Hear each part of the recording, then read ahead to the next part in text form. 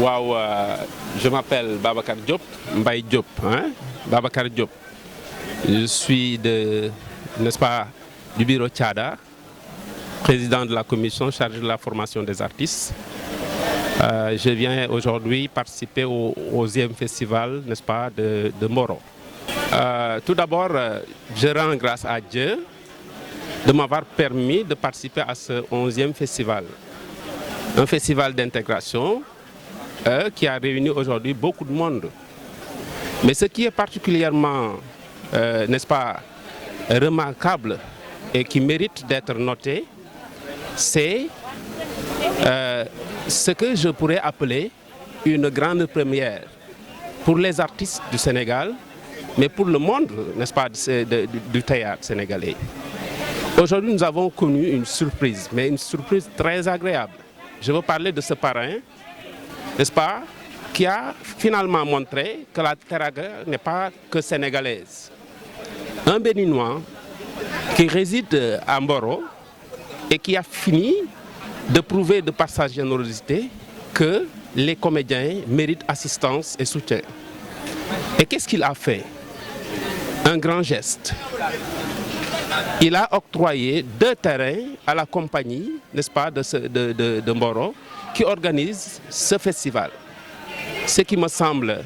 n'est-ce pas, normal, ce qui me semble également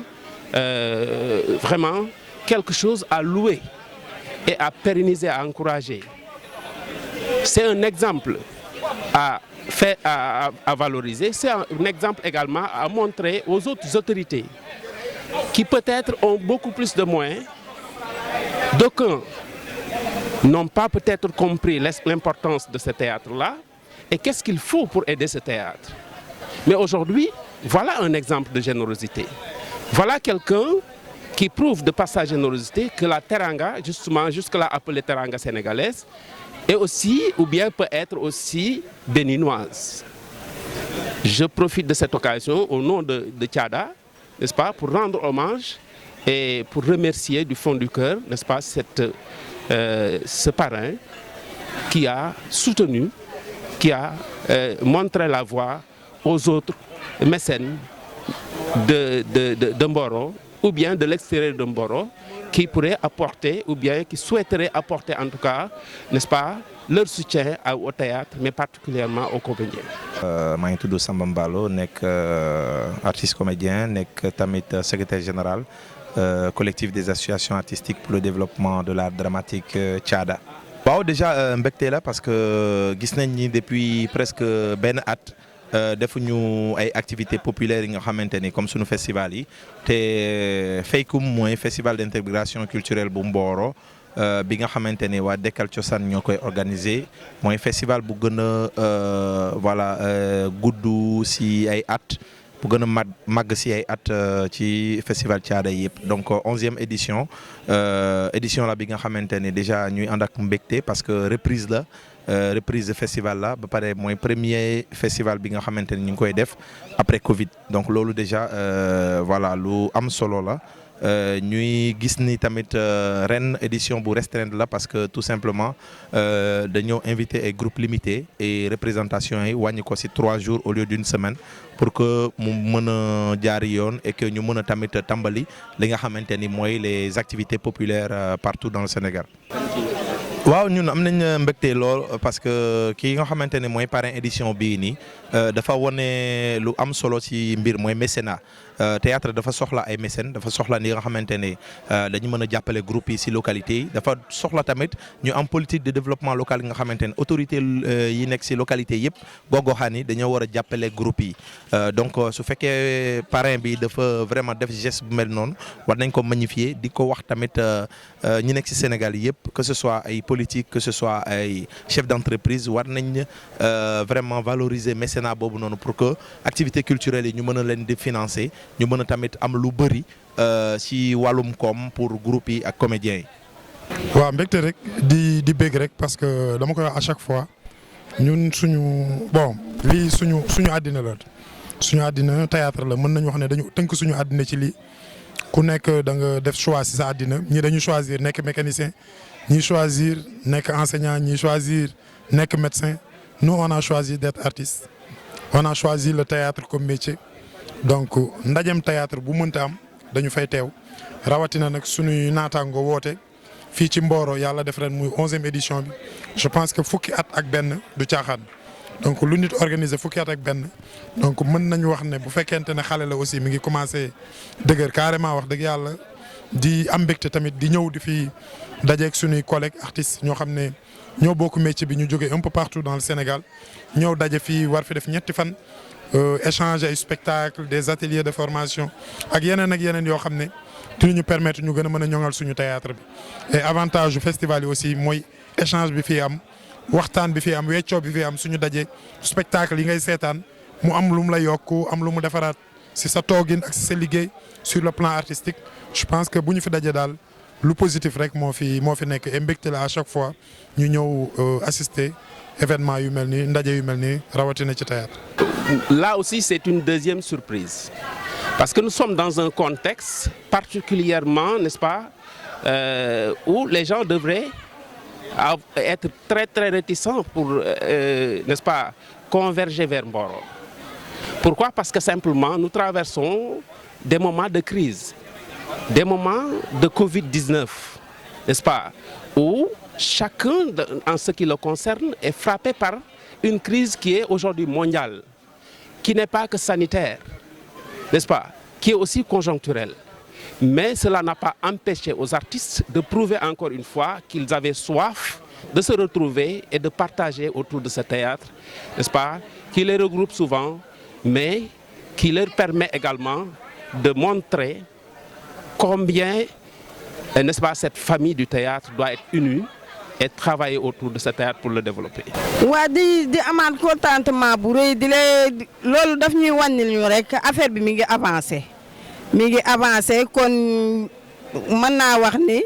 Dekkal Cosaan Mboro ñi ngi leen bàyyi xel bu baax a baax parce que loolu yombul ñu jël ñaari terrain jox leen ko loolu mooy wane ni nit ku nekk la nga nekk rek nekk ci tamit dëgg ci yow. booy dawal mbégee rek sax fexe la jël pee waaw loolu moom dañ ciy kontaan bu baax ndax defaluñ ko Dekkal Cosaan artiste comédien yi ci Sénégal yëpp lañ ko defal. dama kontaan rek parce que comme niñ ko waxee rek bëgg yi ko koy fay xëy na dafa am mu toll ci ñoom am ay ambition yu baax ci ñoom bëgg leen jàppale xam artiste comédien yi tey mérito nañ ku leen jàppale moo tax mu def lii tey ma bëgg a wax rek yeneen parrain yi nga xam ne tamit ñu ngi leen di waaj a parrainer ci yeneen festival yi nga xam ne mu ngi ñëw ñoom tamit ñu def comme moom rek wala ñu jël raw gàddu gi rek. waaw déjà il faut ngeen xam ni aussi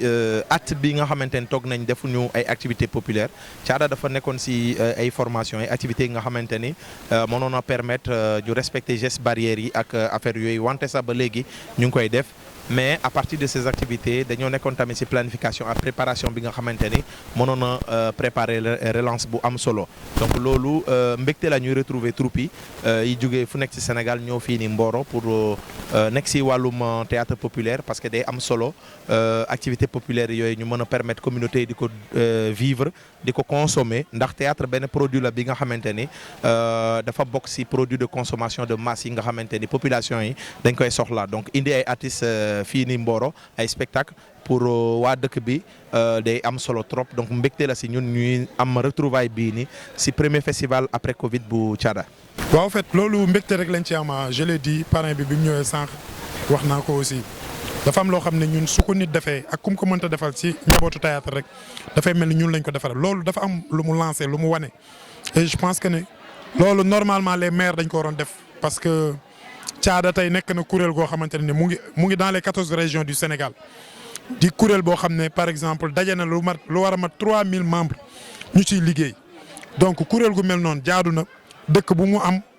am siège kuréel gu mel noonu jaadu na mu am espace bu muy répété jaadu na mu am espace boo xam ne au moins su amee festival ay ganam mën fa dal wala ñu mën a abriter spectacle te loolu sax la wax dëgg yàlla ci ñun. parrain bi c'est vrai Dekkal Cosaan la ko defal mais ñun njabootu théâtre la ko defal ñuy profiter aussi à travers seen chaîne bi di ko jaajëfal di ko wax ne li mu defal Dekkal Cosaan sori na ci ñun torop te ñu ngi koy sant ci turu kullul axlu théâtre ñu ngi koy sant di ko gërëm di ko ñaanal yàlla lu mu mën ren yàlla na mën lu ko ëpp déwén parce que li mu def rëy na torop ci ñun. ñu siy am mbégte loolu tamit parce que te wax dëgg yàlla nu mu dikkee moom wax dëgg yàlla bettee nañu trop parce que te xalaatuñu woon ni moom buñ ko tuddee parce que de un du sénégalais te du doomu Mboro mais dafa ñëw gëm ko bëgg ko wane boppam carrément da si dem ba jeex dafa bëgg Mboro kon tey dañoo bëgg doomu Mboro yi nga xam tey ñu ngi Mboro te ñu mun koo def te defuñu ko nga la yàlla nañ ñu gëstu ñu xool ne xam ne am na ay xale ay ndaw yu fi nekk yu ñu war a jàppale pour ñu dem si kanam. waaw loolu moom wax dëgg yàlla dañ ciy kontaan bu baax parce que parrain bi dafa nekk nit koo xam ne si bon nit ku baax la te nit su baaxee dañ naan ndax mbokk yaa ko wax te moom ay mbokkam nee nañ baax nañ ay dëkkandoom nee nañu baax na. parce que nit bu fekkee ne dafa nekk ci dëkk deful politique boo ko nee politique mun la noonu ñun suñu famille du ñu def politique mu yor ak xaalisam yéene ko doomu aadama yi di leen ko jox xoolu ci ma Samba xoolu ci ma Demba di leen yëkkati xaalisam di leen jox vraiment kooku nit ku baax la moo tax bi ñu demee ba xool xam ne Paul Toupé mi bon nit ku baax la nit ku bëgg Mboro la. te li tax ñu ne Paul nit ku bëgg Mboro la parce que nit ku bëggul defoo politique bëggoo dëkk bi nga dëkk li muy def du ko def parce que bëri na ay tali yu Diamaguène boo fa duggee koñ yëpp def na ko tali te yëmul Diamaguène kese man koñ bi ma dëkk am na fa mbedd yoo xam ne si pour nga jaaroon fa ak oto problème la te ba léegi nii bu la neexee jaar fa ak oto te moom moo ko def. Diamaguène boo fa duggee mbedd yëpp def na ko ay làmp kon kooku sargal ko dafa jot te gis nga bu ñu amoon ñaar ñu mel ne Paul Toupé ñun Mboro soxlawuñu président ñun Mboro soxlawuñu maire parce que wóor na ma ni Mboro moom day mel ni Dakar parce que mi ngi yor na xaalisam yéene na ko waa Mboro kon ñun mënuñu lu dul remercier ko. et puis defal ko sargal vraiment sargal bi sax bëggoon nañ ci lu kawe lii parce que nit su baaxee da nga koy defal li mu tollool ñun Paul Toupé mënuñu lu dul remercier ko surtout mu ñëw tey liñ daan rêvé ñun ay at mu ñëw defal ñu ko mooy lan mooy mu ñëw cérémonie bi kontaan daan nañu may naa leen ñaari terrain mu may ñu ñaari terrain yi ñu may mu ne bu neexee dinaa leen ko clôturer déwén festival lu déwén ñu poser première pierre wax dëgg yàlla ñu Paul Toupé deseelutuñu dara. Oui, vous savez, le théâtre, c'est juste une expression, hein? Mais il a besoin d'être accompagné. Les gens, de manière générale, s'investissent pour produire et proposer des spectacles de théâtre. Nous sommes dans une attente, n'est-ce pas? Et on espère qu'on va retrouver, on va regarder ensemble de très beaux spectacles. On l'espère tous, n'est-ce pas? Et on souhaite que la population de Mboro, on souhaite que cette population vraiment soit, n'est-ce pas, contente de recevoir ce festival-là, de par la qualité des prestations qu'on va leur proposer. Et on l'espère du fond du cœur. yii neexee na nu ne damaa kontaan sax parce que dama gis ñoo xam ne gëj naa leen a gis yàgg na presque 2 ans gisuñu leen namante boobu noonu rek dañuy déggante téléphone mais gisante wuñu boobu retrouvaille boobu rek boobu jàkkaarloo rek loolu leneen la damante boobu rek namantiku bi waay tamit nee naa ñun artistes yi fu ñu nekk day rëb xanaa rek di wax artistes yi ñu gën a yokk jom rek gën a liggéey te fi ñuy séntu ñu bañ fay dem ndax ku ñuy séntu ci gaalu xaj boruñu la faa fekk ngay lekk fi ñuy séntu ñu bañ faa dem ñu liggéey ñu ñafe wane ñu ñooy ñan li may wax daal mooy te ñiy tourner série yi ak téléfilm yi di jël mannequin yeeg ñeneen ñi nañ jël artistes yi parce que lu mannequin yi man artistes yi mën nañ ko bu ñuy sañse artistes yi dañuy sañse bu ñuy dox lu rafet dañ koy dox bu dee français dañ koy wax ba mu neex. comme tàggatoo maa ngi remercier ñëpp tamit di ñaanal ñëpp ñi nga xamante ne ñëw nañ fi ñu am mbégte loolu kontaan loolu na loolu daal lii daal aw ma si dara lu ma wax lu dul xol bu sedd te yàlla nañu yàlla may gis ak jàmm ak salaam. bon di gërëm ñëpp di leen sant di wax ni collectif Thiada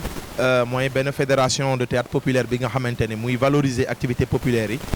donc ñuy ñaan vraiment nguur gi surtout ministère de la culture mu mën a jàppale les festivals communautaires yi ñuy organiser ndax festival yooyu moo mën a permettre aussi vraiment ñu def animation culturelle ci biir communauté yi yëpp te loolu mooy sunu mission ñuy continuer di jàppale comédiens yi di wax ni dëkk bi ñu nekk dëkk boobu noonu dañoo war a financer culture loolu moom état moom chaque jour dafa war a jàpp ni dafa war a financer culture parce que culture bi comme ni ko Senghor waxoon dafa nekk ci njëlbeen ak si njeexital développement donc lu am solo la. ñu képp ku fi ñëw ci jàmm ak salaam yàlla na nga delluwaat ci jàmm ak salaam ci barki Seydina Mohamed di leen wax ni leen kontaan nañ bu baax a baax a baax a baax ci festival bi di ñaan bu déwén ñëwee yàlla na gën a dàq ren macha allah. waaw maa ngi gërëm bépp artiste bu fi ñëw ñi ma xam ak ñi ma xamul ñi ma gis ak ñi ma gisul maa ngi leen di remercier bu baax a baax a baax parce que Olof Ndiaye dafa wax Olof Ndiaye dani loué ay siège da yomb na waaye nit ña la ca toogal neexu ñëw loué kon ñun waa Mboro bu ñu organiser woote nit ñi ñëw wuy suñu mënuñu lu dul sant leen gërëm leen di gërëm suñu parrain Paul Toupé di ko gërëm bu baax di ko ñaanal yàlla nag yàlla bàyyi ko suñu kanam bañ koy weer di ko weri di remercier monsieur le maire